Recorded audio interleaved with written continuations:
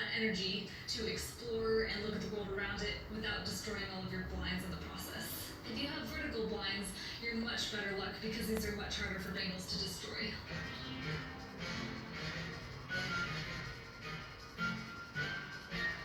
Food on the counters. If you've ever had a cat, if you've ever known anyone with a cat, if you've ever watched videos about cats, then you know that cats like to explore the counters in hopes that they're going to find some food. Now, I don't think any amount of positive reinforcement or anything is really going to keep cats off the counter because they know that when you're not home, they have full roam of the house, but at least you can try to get them to behave while you are home. The first thing that I recommend you do is get out of the habit of leaving food and extra stuff on the counter. It doesn't matter what it is, peanut butter, white chocolate chips, chicken, bacon, corn. Your Bengals are somehow smart enough to know that's food, and their new goal is to get whatever is inside the Tupperware container or whatever it is that you left on the counter. So I don't need to spend any time convincing you that cats enjoy walking on the counters, but I would like to share a few things that I have done to make my life a little easier and to keep the Bengals off the counter. The first, the Bengals have a feeding schedule similar to our own, which is eating about twice a day. So breakfast and dinner. One thing we found is to feed the Bengals before we feed ourselves. That way they're not sitting in the kitchen salivating while you're preparing all this delicious food and they want it. Be sure to feed them first, that way maybe it'll take the curb off their hunger, and they're probably still going to want the human food, but at least they have the option of eating their own food as well.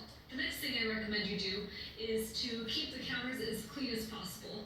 Sometimes we have a tendency to leave food out or not do the dishes right away, and I'm not teaching you how to clean your house here, but if your counters are absolutely clean, then that will reduce a lot of temptation for your cats to go on the counter thinking that they're going to find something really good to eat. The other thing you can try is positive reinforcement. I know a lot of people have had a lot of success with clicker training, so when your cat wants to go on the counter, instead redirect its behavior to a place that is okay to sit, such as shelves in the kitchen that they can sit on, and click the clicker and give them a treat when they go there. That way they'll see that being on the counter does not get them rewards, but going in their designated sitting spot, that does. And as a last resort, although many may not agree with this advice, you can give your cat a little squirt or two, and this will teach them that every time they get on the counter, that's a really bad thing for them. I've noticed that the Bengals, when we give them an inch, they'll take a mile.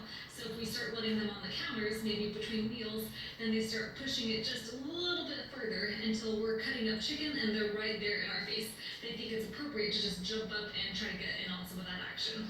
So I would say probably try to make it a rule in your house that there's no cat on the counter ever, and do what you ever need to do to kind of reinforce that behavior.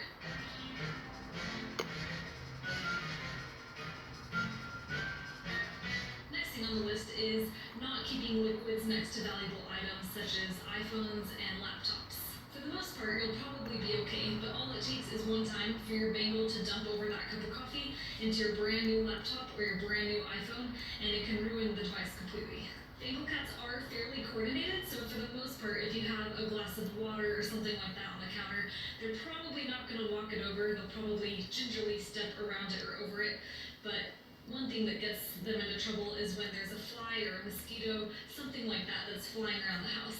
They have a really hard time maintaining their civil behavior, and they go absolutely nuts trying to chase it. 99% of the time we've had the cats cause something to spill in our house was because they're chasing something like a fly. Nothing is off limits for them to climb on to get that fly. So to sum this section up, just be sure that you're really mindful of where you place your beverages. Make sure that you're setting your beverages over a hard surface that's easy to clean, or at least make sure that if it's something like red wine, that you're not keeping it on a table that's over a white carpet.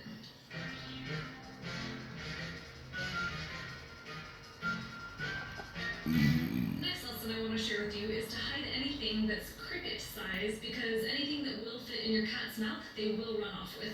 For the most part, this isn't a big problem. Things like rubber bands, twist ties, milk jug rings, those are things that I don't really mind if the Bengals play with, but there's other things that I do mind if they play with. They've been known to hide or run off with my earrings. They've taken little wristbands and put them in the toilet.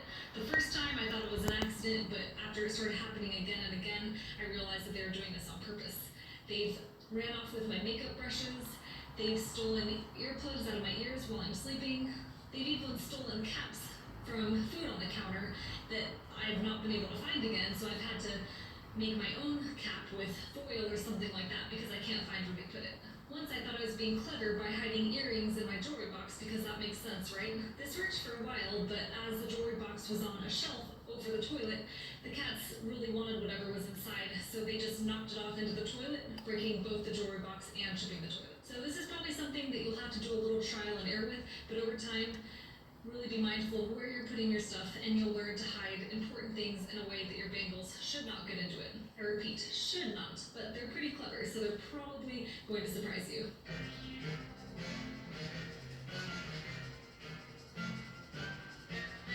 The next thing I want to share that may come as a surprise to you are the doors in your home.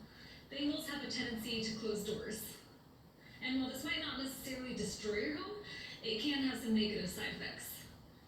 When I was working away from home a lot, I had 2 doors to the bathroom, and somehow I'd come home every day and both of them were closed and the cats were on the outside of the bathroom, so they were no longer able to utilize the toilet.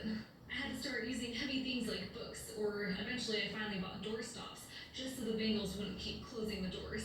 They've also been known to close doors while we're sleeping, and they're on the outside of the door. And as you'll learn, if you're on the other side of a door, the bangle will want where you're at. So this really isn't good when it's 3 a.m. and the cat is scratching and meowing and jumping on the doorknob just trying to get in once they close the door on themselves.